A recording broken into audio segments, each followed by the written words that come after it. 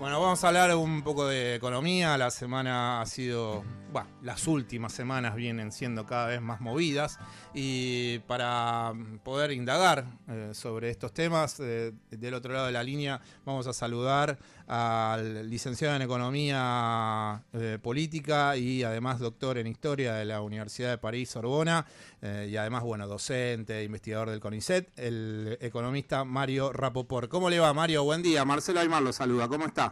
¿Cómo anda? ¿Qué tal? Bien, muy bien, y bueno, un placer hablar con usted nuevamente.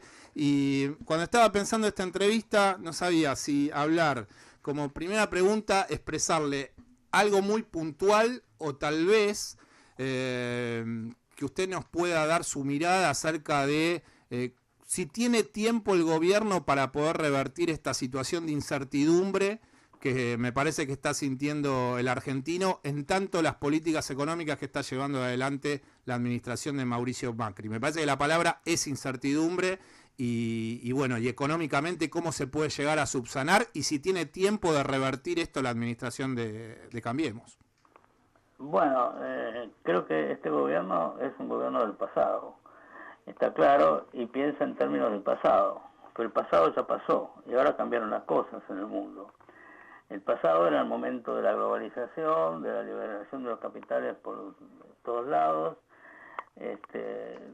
donde había dinero para invertir y donde se buscaban los productos primarios porque tenían alto poder especulativo.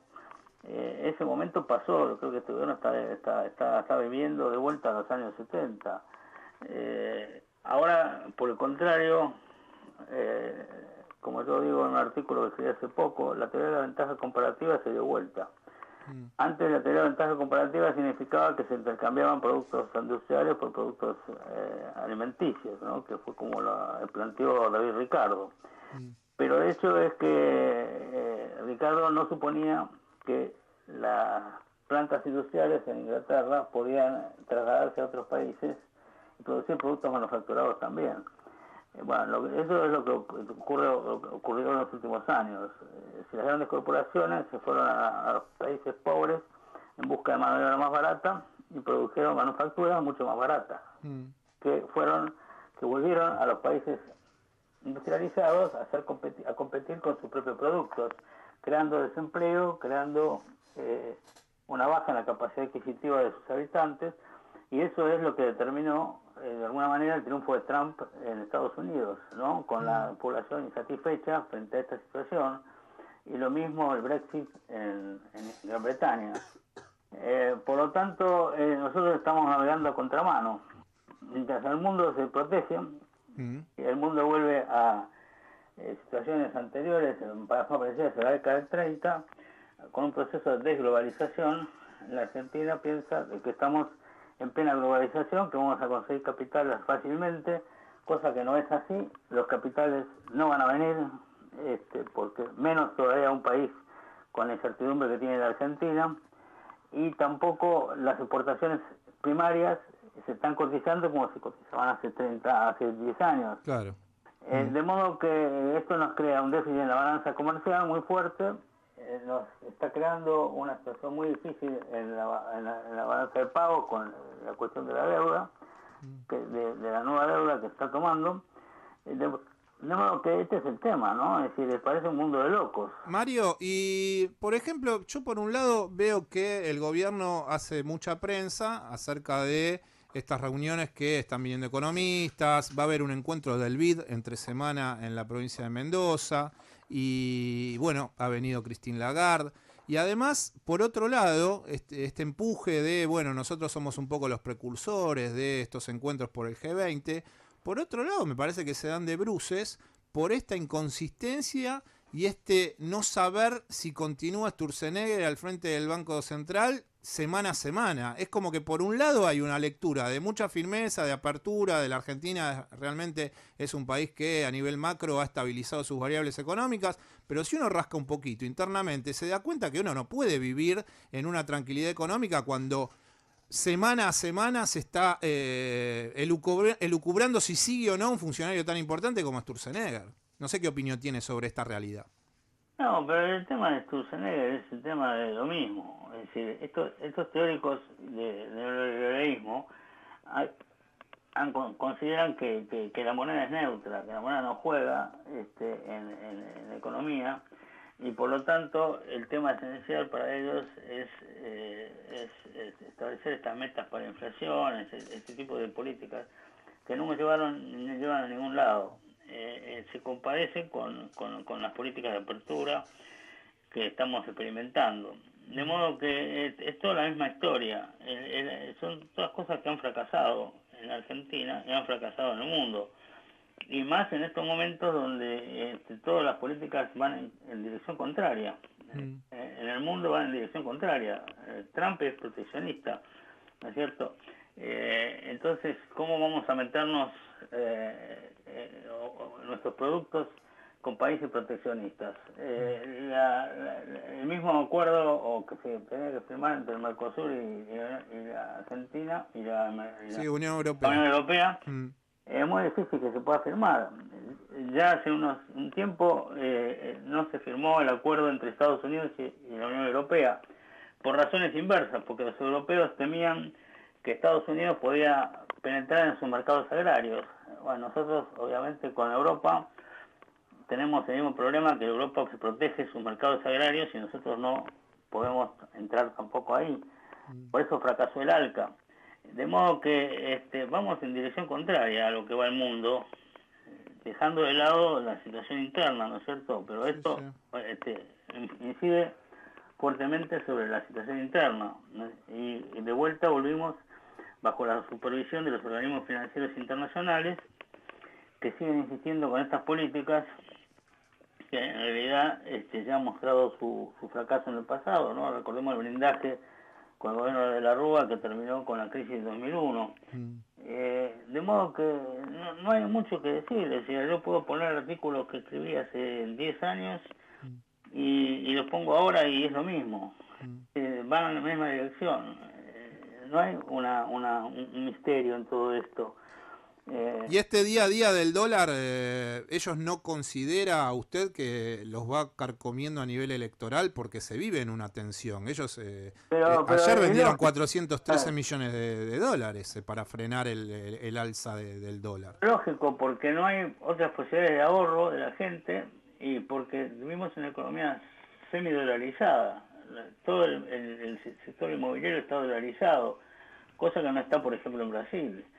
En otros países latinoamericanos, de modo que volvemos de vuelta al tipo 1 a 1, ¿no? En forma diferente, y ya eso fracasó. La economía dolarizada en Argentina fracasó, de modo que no le veo la vuelta con estas políticas, cómo salir del impasse en que estamos, ¿no? Con exportaciones que en realidad son de un poco valor agregado y con industrias que se están destruyendo porque se abrió completamente las importaciones. Mario, usted le quería hacer una pregunta porque ha sido durante muchos años docente titular de Historia Económica y Social de Argentina, ha sido también profesor en la Facultad de Ciencias Económicas de la UBA, ha sido profesor de Historia Argentina y Contemporánea en la Facultad de Ciencias Sociales, tiene un derrotero como docente desde muchos años. Lo que quería preguntarle era si hace unos meses atrás tuvimos el placer de entrevistar a Andrés Aciaín y él también es profesor de la Facultad de Ciencias Económicas y nos decía que había como una cuestión en los programas de estudio que no se podía revertir y que por más que hubo políticas más tendientes a apoyar a la industria, apoyar al mercado interno, algunas políticas que llevó adelante la administración de Cristina Fernández, de Néstor Kirchner, que eso en la facultad no terminó haciendo pie o haciéndose fuerte y que los planes de estudio para los chicos seguían teniendo una mirada de un país más neoliberal o librecambista. ¿Cómo es la situación del estudiante hoy en la Facultad de Ciencias Económicas en tanto los planes de estudio? Bueno, es así, como dice Ciavín fue alumno mío también. Yo creo que es el mismo tipo de formación. Nosotros incluso en los años 60 teníamos una formación más avanzada cuando estudiamos en la facultad, con Olivera, con Ferrer, teníamos otra visión, ¿no? Más keynesiana. Hoy predomina en el mundo el neoliberalismo. Y para la Argentina el problema es el siguiente, que la Argentina tiene un perfil agroexportador dominante, y que eso hace que el neoliberalismo le calce justo para lo que piensan esos sectores, pero no calza justo para el resto del país. Eso calza para 10, 15 millones de habitantes. Entonces el resto del país va a terminar yéndose o buscando la puerta de Seiza, como ya ha ocurrido en otras ocasiones. Entonces, o pensamos un país como lo pensaban ahora, no, como lo pensaban en 1876 cuando se discutió la ley de aduanas. Lo pensaba Vicente Fidel López, que decía que no podemos ser un país, una granja de las naciones manufactureras, que tenemos que crear industrias, etcétera, etcétera. Lo pensaban en esa época, fueron derrotados. Y este es el problema, ¿no? Es decir, que si nosotros no pensamos en un país más industrializado, un país que tenga un mercado interno que le sirva de base, no solo para la producción, sino también para el empleo de gran parte de su población que no puede estar empleada en el campo. Y quizás con metas de crecimiento más medidas, pero que sirvan al conjunto de la población.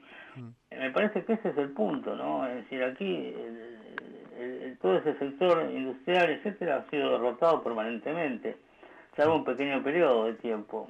Y me parece que ese es el problema, porque el gran hacedor de las divisas es el sector agropecuario, que hace lo que quiere, incluso se la lleva del país.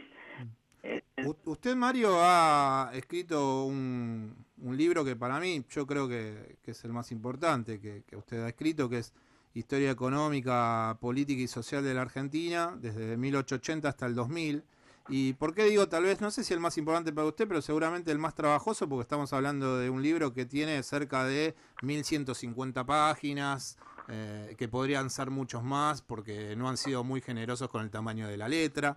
Lo que quería preguntarle es ¿qué piensa usted antes de escribir este libro que es tan fundamental para la economía argentina?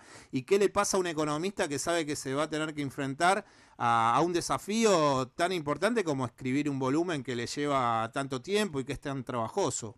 Bueno, yo primero voy a agradecer al que fue editor de ese libro, que fue Raúl Macri, que es un gran editor.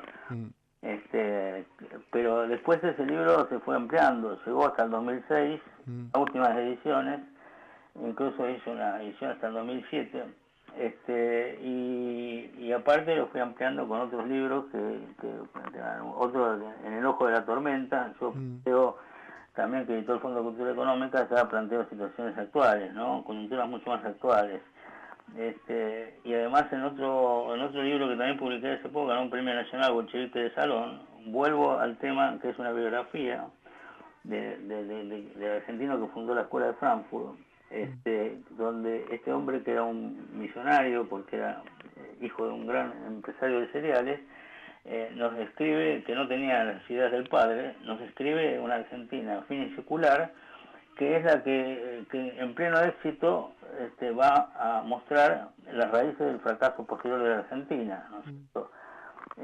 Me parece que esto es lo que yo he visto a través de mis distintos libros, partiendo de ese gran monumental Historia Económica. Sí.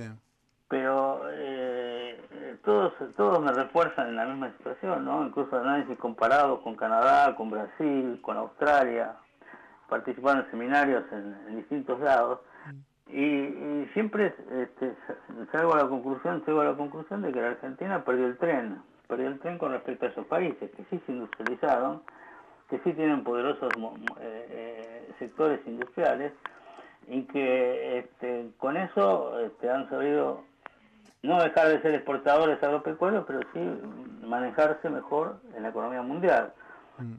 Y eso es lo que acá no se ha podido hacer. Acá incluso las empresas más importantes son empresas extranjeras. Y cuando esas empresas extranjeras se vuelven ya monumentales, como Mujibón o otras, se hacen multinacionales. Entonces no tenemos resguardo en ese sentido. Y bueno, este es el problema de la Argentina, ¿no? Es un problema que desgraciadamente no lo podemos resolver exclusivamente con la educación, ¿no? Porque tenemos hombres muy educados, tienen una muy buena educación, por ejemplo, pero resulta que nuestros mejores egresados se van al exterior a trabajar. Mario, para finalizar bueno, y dejar de hablar un poco de economía, la última pregunta que quería hacerle era, bueno, yo sé que usted es hincha de Racing y tal vez acá puede decirnos algo un poco más feliz, que es, ¿qué piensa de Lautaro Martínez? No, Lautaro Martínez es un gran proyecto de jugador, creo que tiene una virtud que además de ser un goleador nato, el goleador nato quiere decir que aquel que aprovecha las situaciones de gol y las mete adentro, o sea, no vacila, tira directamente con cualquier pie, aunque él sea derecho, tira con la zurda, con la cabeza, etcétera, sino que además tiene habilidad, tiene habilidad y eso le permite una doble tipo de juego, ¿no? Es decir, poder dar un pase gol, poder meterse, infiltrarse en las defensas enemigas, cosa que hace muchos años Racing no tenía un jugador de ese tipo, ¿no? Bou fue algo parecido, pero Bou jugaba más hacia afuera del área y Martínez está metido adentro. Creo que ese es el tipo de jugadores que la Argentina necesita. Mario, la historia económica de Racing no la escriba, pero sí la historia futbolística, tal vez es un libro que se debe. Nosotros le mandamos un saludo y es un placer nuevamente hablar con usted y que tenga un buen fin de semana y muchas gracias por las apreciaciones que nos dejó nuevamente aquí, tanto a nosotros como a los oyentes. Muchas gracias, Mario. Al contrario, gracias a ustedes. Muchas gracias por estos minutos. Quien está hablando con nosotros era el economista Mario Rapoport, que algunas cosas hemos dicho de él, que por ejemplo es licenciado en Economía Política, que estudió en la Sorbona, que fue titular de diversas materias en el área económica de la facultad, que además es profesor titular de Historia Argentina, y que bueno, es un placer que cada tanto podamos hablar con él y que nos pueda brindar apreciaciones tan claras sobre este momento económico de la República Argentina.